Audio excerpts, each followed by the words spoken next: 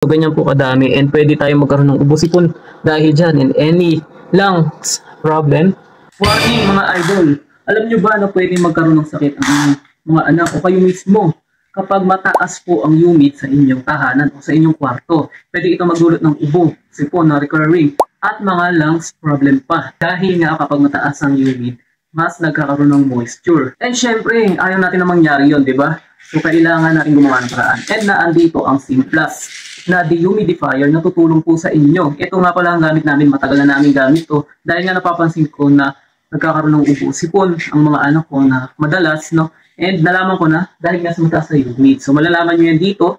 So, itong dehumidifier ng Simplus ay nababasa niya ang RH, percentage or yung humid and room temperature nababasa na rin niya. And magugulat kayo guys, isang araw, ito po ang aming nakuha. So, ayan, makikita nyo po yung tubig-tubig sa loob.